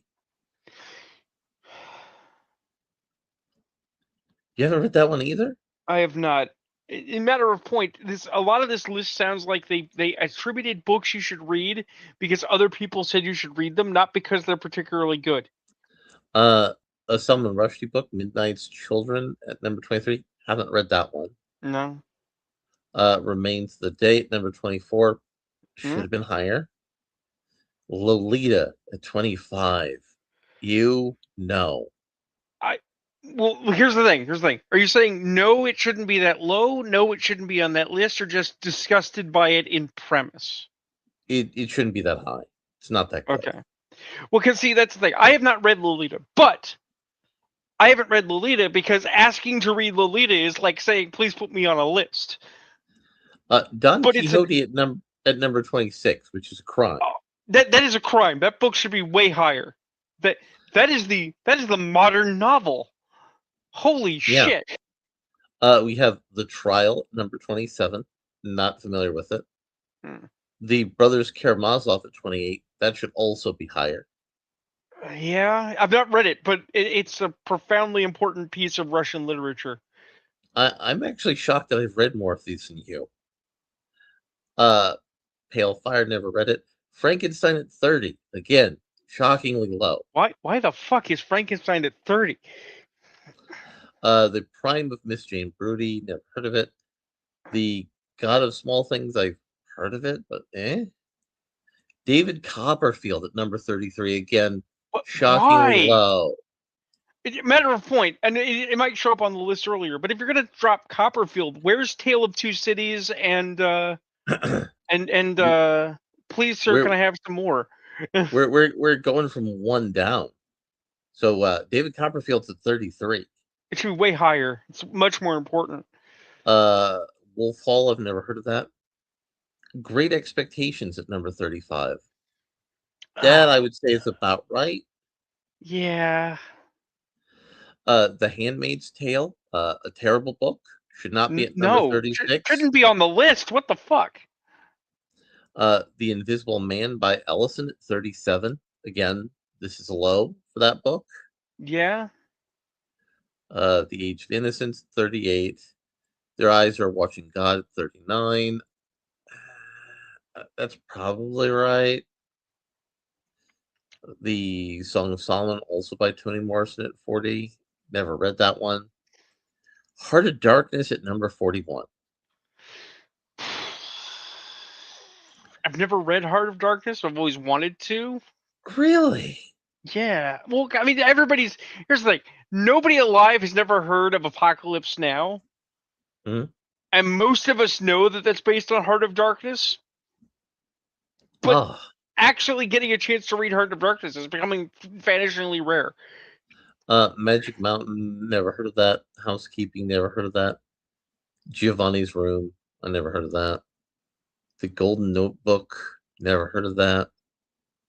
The Leopard, also never heard of that. Vanity Fair, I've heard of that, but I've never read it. I've heard of Vanity Fair, never read it. However, number 48, The Metamorphosis by Kafka. This is again shockingly low. It is, but also serious question: should people be reading Metamorphosis? Oh, absolutely. I'm not proposing it's bad, but like that is a deep philosophical tome. I mean, I think that's something you should read in your educational part because it's Mm. not one of those books that they make you read at school that's actually bad, like The Great Gatsby. Yeah. A Fine Balance, never read it. Wide Sargasso Sea, never read it or heard of it. My Brilliant Friend, never heard of it. The Golden Bowl, never heard of it. The Transit of Venus, I've heard of it. I don't know anything about it. Orlando by Virginia Woolf. This I know. They made an excellent movie version of it. A lot of these are novels, and it's increasingly coming off like most of my exposure in the period is short fiction. Yeah. The Waves, also by Virginia Woolf. Mansfield Park by Wait, Jane Austen. Well, like as a for instance, they had Frankenstein earlier, but why isn't Dracula immediately after or before it? I It don't seems know. weird that Dracula Uh, would be lower. The Sound and the Fury is the first Faulkner book, and that doesn't come in until 57, which is Feels shocking. wrong. Yeah. Disgrace at 58, Never Let Me Go, never heard that one at 59. Howard's End at 60, Rings of Saturn at 61, Half the Yellowstone at 62. White Teeth, The Good Soldier, is this one I'm thinking? No, not the one I'm thinking of. Color Purple came in at 65. That's probably right for the Color Purple. Uh, Master and Margarita, The Man Without Qualities. Blood Meridian is at 68. No, Blood Meridian should be much lower. Is Blood Meridian even in the right time frame? I thought this was 1900s. I thought No, these were no, mostly no, no. This is the top 100 books according to The Guardian of all time. of all time. Oh, well then their list is fucked because there are so many tomes that they have not mentioned. Yeah. Crime and Punishment is at 69, which feels like a crime as well. Jude the Obscure is at number 70. Never heard of that one. Kindred, 71. Our Mutual Friend. Austerlitz. The Nervous Condition. Blue Side. Dracula comes in at 76. Fuck this noise. I don't even enjoy Dracula so much compared to Frankenstein, but I would not make it 76. It was one of the most well-read, successful books of its age. Mhm. It was massively successful. Yeah. The Rainbow. I don't know what this is. The book cover has a chick covering her boobs with her hands. That makes me want to read it, possibly. The House from Mr. Big Boss. Have no idea what it is, but someone from India. Uh, Go Tell on the Mountain. I've heard it, but not much more than I know it's a book that exists. Rebecca, the Little G- Brooks, The End of the Given that this is Affair. the Guardian, I have a sinking suspicion that a certain number of books were required to be selected from non-European authors. Yes. So there's And going they to be selected a fair number of things that no one has fucking heard of. That it's like, you should read this. It's like, why? No one no else no was reading it. no. And I actually read most of the ones that mentioned that were like that.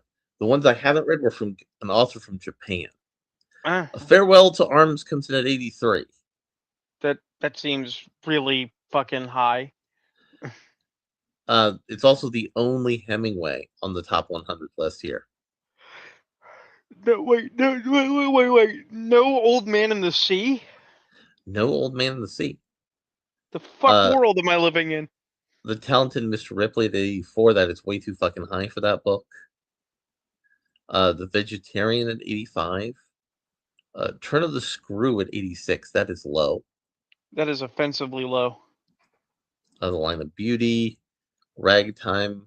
Left Hand of Darkness by Ursula Le Guin. She doesn't come in until 89. Again, that's not even one of her better books. Jacob's Room. Life and Fate. Sentimental Education. Invisible Cities. The Known World. We've not gotten to the final five, but you know who isn't on this list so far? James Fenimore Alex- Cooper? Alexander Dumas. Yeah, I was thinking that one too. I find it really interesting when a couple of black Frenchmen don't appear on a list of prominent authors when they wrote some of the greatest adventure fiction ever written. Mm-hmm. The Return of the Native. Pedro Parama. Catch 22 comes in at 97. That is Jesus that Christ. is shockingly low. The Road, which is another piece of shit by Cormac McCarthy, Here's the thing. should be lower. I read The Road. It was worth reading it. It is not worthy of being on this list. The Go Between, never heard of that, and My Antonia at number 100. Yeah, So fuck that is this list. Fuck this list. I'm gonna drop some names. I'm gonna drop some things that needed to be on this list that are not Mhm. on this list, and it offends me. Three Musketeers. Yes. 10 years later, Mhm. which is again Musketeers, but you know what I mean. Um, you could make them one entry; it'd be fine. Scarlet Pimpernel. Mhm. Uh, uh, Cuckoo's Nest. Mhm. Right. White Fang or Mhm. Red Badge of Courage, if you prefer. Mhm. Right. Those are five off the top of my head. No Last of the Mohicans. Mhm. No The Crucible, whether you like the politics Mhm. or not being irrelevant. You know No, who else? You no know who else Scarlet was? Letter. You know who else wasn't on this list? Mark Twain. No Mark Twain. No Harriet Beecher Stowe. Mhm. Okay. So many important books not listed for no discernible reason in an order that makes no fucking sense to me whatsoever. And a And lot of these books were what would be categorized as chick lit. A lot of them are chick books. yeah, but you know what the irony is? Back in the day, women read books that we now say are men's books. Yes.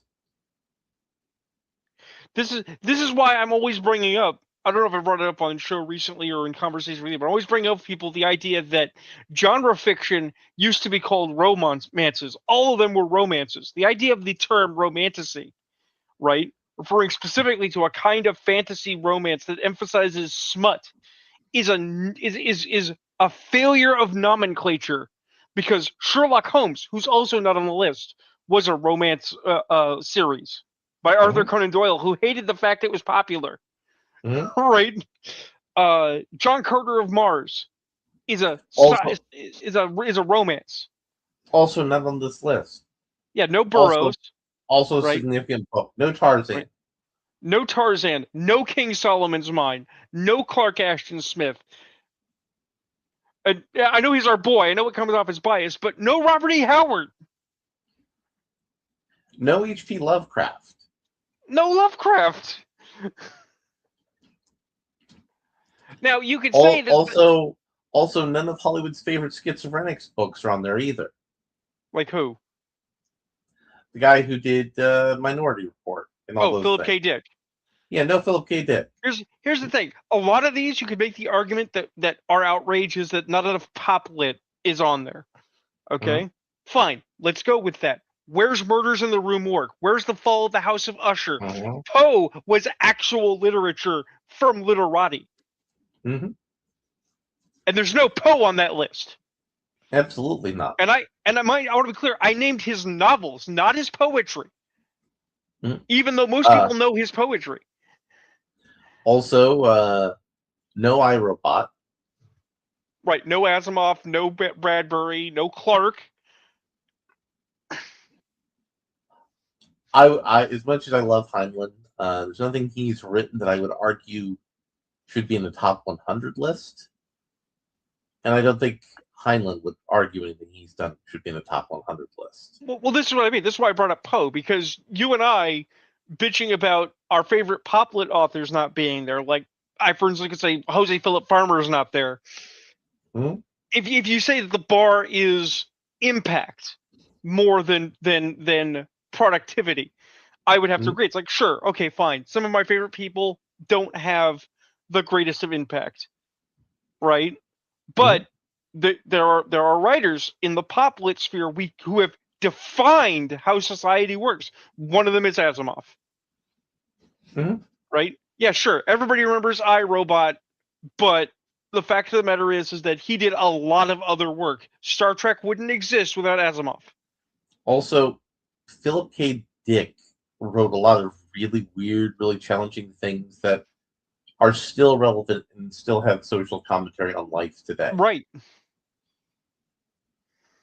I don't think the criterion for this list was any good. I No, don't think no, it this was any good. criterion for this list was trash. Uh, I in fact think we should start a project. I think you need to get a hold of Church, get a hold of Ayrton, even if they can't be here. We need to start a project of our own. Mm-hmm. Because it's an interesting thing. On my Substack, I got asked by an author who I follow, what are some good comics to read, Mm-hmm. right? And so I went deep. I went all out, and I said, you know what? Here's a list. And I said, the classics are classic for a reason. So I gave the following list. We're gonna use this as our starting place, but we're not. This is not final in any way, shape, or form, Mm-hmm. right? I said Marvel Superhero Secret Wars 84 to 85, right? Mm-hmm. Infinity Gauntlet 91, Infinity War 92, and Infinity Crusade 93. I said Dark Phoenix Saga in 76 and 80. Okay. If Mm-hmm. Marvel wasn't their thing, I said check out Arkham Asylum, Serious House on the Serious Earth, 89, right? You could also do Dark Knight Returns, 86, Strikes Again in 2001, and Dark Knight 3 in 2015. There's also Batman Year One, 87, right? I said I'd suggest some Shadow, Conan, or Solomon Kane, but those comics are finding a good collection is hard, right? Um, I'm extremely bullish on Titan Comics Conan. oh yeah, but I said if you don't mind violent science fiction, I proposed checking out the Dark Horse run of Predator, especially Predator Race War in '93, right? And they were super enthusiastic to get this list. They were like, "Oh, this is amazing." So I put to you that what we should do by way of resistance, la resistance, is we should make the official Gospel of Comics top 100 must reads. What are the must read books? And we can emphasize comics because we're a comics channel theoretically. Mm-hmm. That you should read before you die. Mm-hmm. That'd be fun. You think that this is something we should grab Ayrton and Church on and get them to put down Yeah, some deeds? get them to contribute. So did you hear about what Peter Jackson did recently in an interview? Yes, and I actually have a I think an interesting input on this. So you're talking about what High King Fëanor, friend Yeah. of the of us at least, said about uh, Christopher Tolkien making uh, pushes to get the Silmarillion and the other material that Amazon didn't grab up from the Tolkien estate, Mhm. Well, more right? importantly, Jackson didn't make a move to acquire those rights until after Christopher died, Right. and So they didn't do Rings of Power until after Christopher died. right, but I'm gonna read what he said first, and then I wanna comment on it. So Amazon waited for Christopher Tolkien to die before they began filming Rings of Slop. Jackson and Warner Brothers waited for Christopher to die before they contacting the Nepo babies at the Tolkien estate to obtain more rights. On behalf of the Tolkien fandom, screw all parties involved, especially Jackson. Dude said it's spiteful when talking about Christopher. Well, let me retort to this by dropping some history. So Tolkien was approached to make a Lord of the Kings movie, Lord of the Rings movie, when he was still alive, Mm-hmm. decades ago, and refused. He agreed to the Rankin Bass animated features under duress, basically because he didn't like what um, uh, the guy who did Disney. Fritz and the Cats had done with their version of Lord of the Rings, He also right? didn't like what Disney was proposing to do. Right. But then he wasn't going to make a movie. His opinion was there was never going to be a Lord of the Rings movie. Christopher Tolkien waited until Dad died to broach the subject with movie theaters or with movie studios. And you can believe me, he got his. He got a fat fucking payday. Well, I All mean, right? the Tolkien estate got a payday because Right. when you're that rich, you don't get the payday; the estate Right. gets the payday. But I want to make sure that it is clearly understood here. Christopher Tolkien grew up in his dad's shadow, Mhm. supposedly worked with his father on the Silmarillion, right? And you can't see it, but I'm making massive fucking quotation marks around the words "worked with." Okay, all right. Mhm. Christopher Tolkien spent his entire creative career basically trafficking, dining on his father's name, Mhm. and then he died. And you go, oh well, now they're going to the nepo babies. Yeah, because Christopher Tolkien wouldn't sell.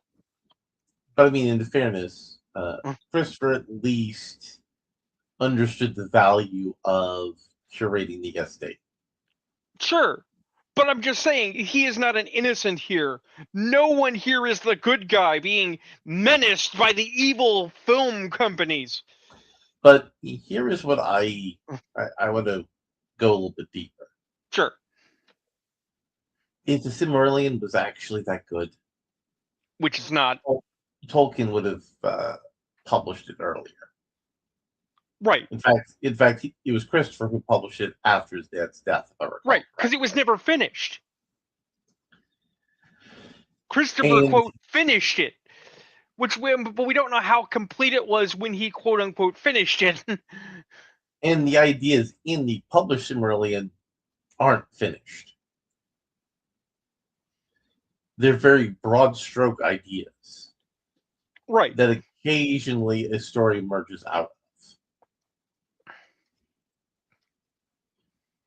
of. So I think the 3 Lord of the Rings movies, one for each book, and a Hobbit movie is all there is.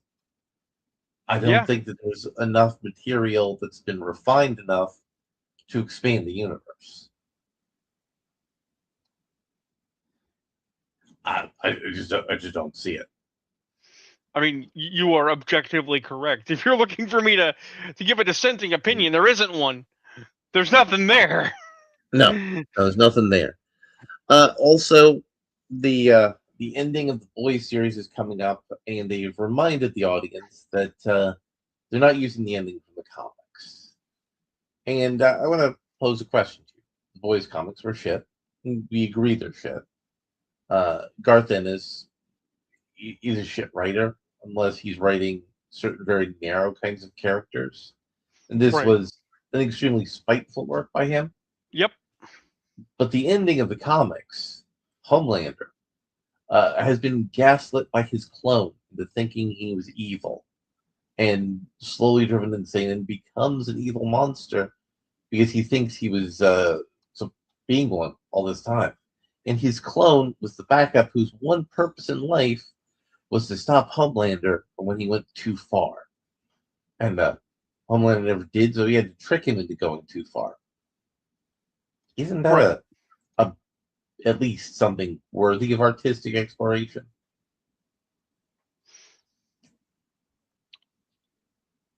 I mean, maybe, but the fact of the matter is that the Boys was always shit. So any discussion that starts with "could the Boys be good?" the answer is no. Well, no. I'm saying that that idea of Ennis's was one of the few ideas in the Boys that was worthy of any exploration. Right, which is why they couldn't do it. And also, do you know when the first evil Superman story came out that was not just strictly Superman? I do not, in fact. 1969 at Marvel Comics. That was when they introduced Hyperion. Do you know when the first non-Marvel or DC, I'm going to put an asterisk there, because this asterisk is important, evil Superman character was? No. Kid Miracle Man in 1982. What do you notice between 1982 and 1969? It skips the 70s almost entirely. No. There's a gap of time. There's a Okay. gap of time. Yeah. And then there's the modern spate of evil Superman, which starts with Omni-Man, which came out in 2008-ish. Yeah. So what does that tell you, Joe? To be successful at telling an evil Superman story, nobody else needs to tell one for a while. Right. You need to take that idea, you need to put it in the Disney vault. Michael Eisner was correct. Sometimes for certain stories, you have to take them, put them in the vault, and then bring them back out. Otherwise, people will go, "This is kind of shit." I mean, this is why we're not going to be watching or not going to be reading the next major Marvel event. Which of the one major Marvel events are you referring to? Oh, Marvel's version of Absolute, where they're going to have what if everybody was vampires again? Yeah, yeah. I You mean, know, they just did that story less than a year ago, but let's do it again. Joe. I read a really good "What If" comic based around that premise. You know what Okay, it was? do What if tell. Wolverine became the king of all vampires? When was this made, and why does this exist? It was made as a "What If" comic in the Right. 1990s, So and yet again, something that we did 30 years ago that maybe we shouldn't revisit. but what happened was Wolverine became very aggressive at turning all the superhumans into vampires, starting with the mutants. And then he quickly went from there to all of the elite tier humans and basically became a vampire dominated Earth. And the ghost of Stephen Strange, along with some other people, had to convince Wolverine, you need to read the magical spell in the Darkhold to turn all the vampires into ash.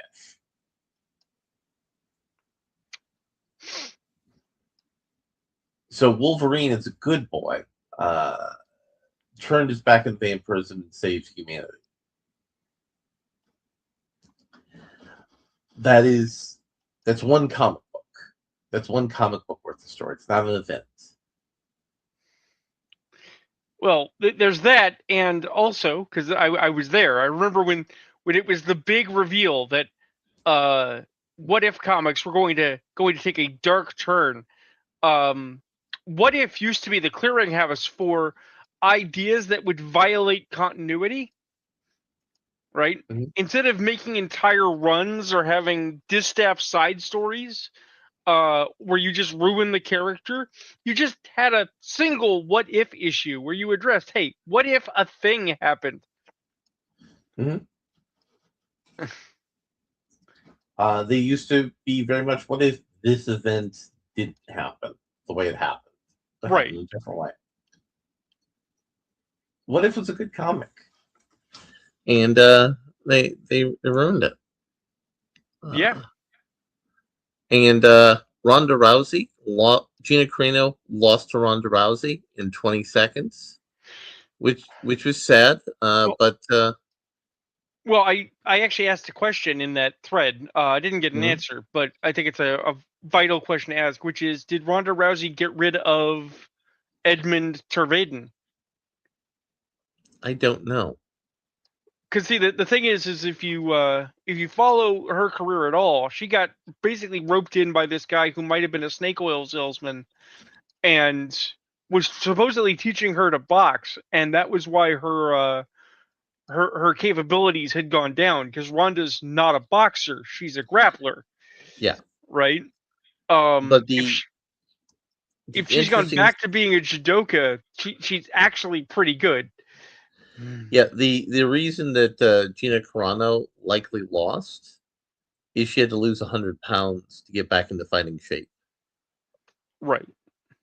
And if you're going to lose 100 pounds, you're not in a position to be able to get back into the muscles you'll need to be a successful fighter, which was a shame because they're not going to do this fight again. Yeah. I think there's a chance that Gina's going to get into some acting again. I mean, one would hope. She deserves a fair shake. She didn't get one from Disney. She did not. She did not. So I think this was a good show. Well, let me see what else we got here, because there was one thing we didn't talk about yet, but I want to see if we had anything else on the side here. Um, and that is a moment of, not even a moment of silence, just a moment of recognition. The death of Read Comics Online. Oh yeah, Reed Comics died. Yep. Now, to be clear, that is a piracy website. We should not, in practice, endorse piracy. Alternative means of seeing things you didn't pay for is bad, kids. Okay, but I just want to comment on something really interesting because I sent a note, but I can't find it. We've got a lot of stuff that we talk about in the chat that we never get to, which is Neon from Clownfish got on his high horse to rant about this. Then he backpedaled a little bit. Then he doubled down. Okay. Mhm. And I want to postulate that he and others have just simply misunderstood a problem because Read Comics Online is like a ROM site back when ROMs were more common. Mhm. See, ROMs are not themselves illegal. Emulators are not themselves illegal, right? Mhm. What is illegal is emulating games you don't own, which means if you take a copy of Super Mario Brothers and you remove all the Super Mario Brothers related uh, uh, pixels and you replace it with something else, or you make your own, that's legal because it's transformative as a work, right? But if you make Super Mario Brothers and you just put Super Mario Brothers out there, that's illegal because you don't own Super Mario Brothers. You're stealing from Nintendo, right? Mhm. The thing is, the thing is that Read Comics Online and its defenders have said the same thing that ROM makers said, which is part of this is preservationist. We're preserving old comics that are wildly out of print, Mhm. right? Which is true, which is 100% true. And if it was just preserving old comics, and if there was a clear benchmark where we say, Mhm. look, man, we don't preserve anything that isn't older than 19, or anything that isn't younger than 1966, I'd be like, done. Keep that website, right? But we have to be honest with ourselves. We all know why they got shut down. They got shut down because they kept posting new comics less than a week old. Because that's how ROM sites got killed. Not because of old games. Nintendo might have bitched and moaned and raised a fuss, but no one was going to make a stink about Mario Brothers the original, Mhm. right? What killed ROM sites was emulators and ROMs to allow you to play the newest Final Fantasy game less than a week after release without paying for it. When we talk about support the comics if you really want to, yeah, buy the new comics, people. That's what you have to support. Well, we're gonna wrap this, but I think we need to talk more about piracy next week. Hopefully, we'll have an Ayrton or a church around. Hopefully, Hopefully. Daddy Church, please come back from the store. It can't be that hard to get smokes and a bottle of milk. I mean, it is because churches have to work a lot of extra hours to take care of his kids. Yeah, I know. Yeah. I mean, we can make the joke, but No, I actually hope churches do it okay. I would just like to have more of a heads up, send up more of a flare, be like, I'm alive, guys. I'd love to come yeah. hang out with you. Yeah. Good All right. Good night, everybody. night, everybody. Doot, doot.